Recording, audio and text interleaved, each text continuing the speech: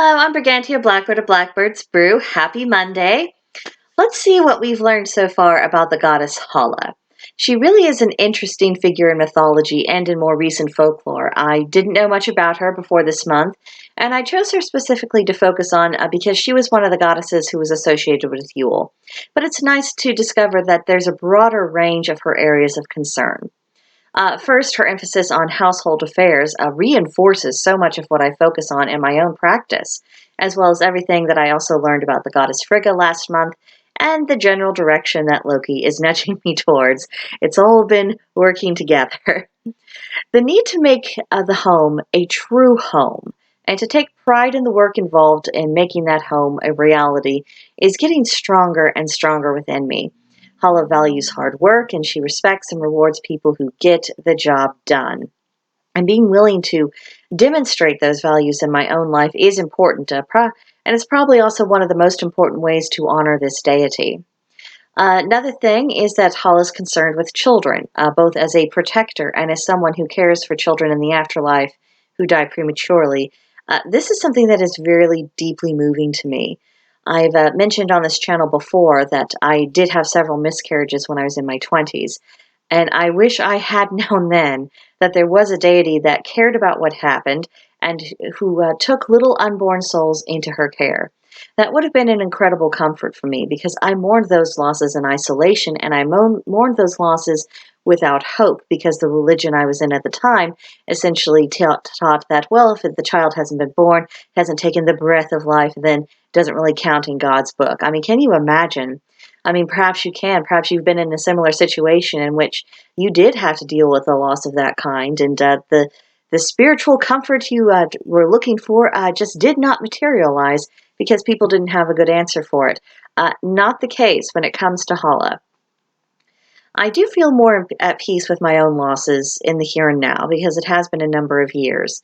But also learning more about Hala has reinforced that sense of peace and comfort. The babies I lost were not invisible, they were not ignored, and they mattered to the gods. Even though they didn't survive, they still existed, they were real, and the gods cared. That does have a way of affecting, the overall mental and emotional impressions of tragic events of that kind. Now, on a lighter note, Hala's associations with wintry weather appeals to me as well. I wish she would shake out her blankets and make it snow where I live.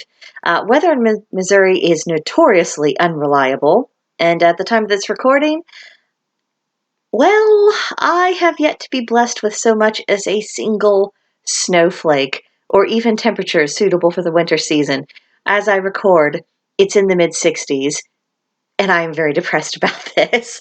I think I do have seasonal depression, but in reverse. Most people are badly affected because there's not as many hours of sunlight, there's overcast skies and harsh winds, but I'm having the opposite problem. I'm yearning for the snow. I want the gray skies, the chilly temperatures. I want to have a reason to wear my fuzzy socks and wrap in the blankets and drink steaming mugs of cocoa. So maybe maybe an offering to Hala might be in order to get a little assistance with that. But my main takeaway from learning about her this month is that I find her very intriguing, and I think it's likely that I will continue to investigate her, particularly what people who work with her in the present day have to say about the experience and what she's like and things they deal with. And maybe one day I might, work with her a little bit. I'm pretty pretty occupied with Loki, but he has given me indications that that doesn't mean that I can never work with anyone other ever again. You know, just needs to be arranged. So we'll see how things develop. But I do get a really good feeling about Hala. I think she's a really good example on a myriad of levels, and I'd like to do my best to live up to that example, particularly when it comes to the domestic sphere. So that is my main takeaways from Hala. We will be looking at another goddess in the next month, so I hope you'll be back for that. And just keep your eyes peeled because you never know when there might be a new addition to the Hala playlist. But for now, please come visit us at Blackbird's Brew on Discord. There's a link to join in the description box below. And of course, subscribe, like, leave a comment, and I'll see you in the next one. Bye.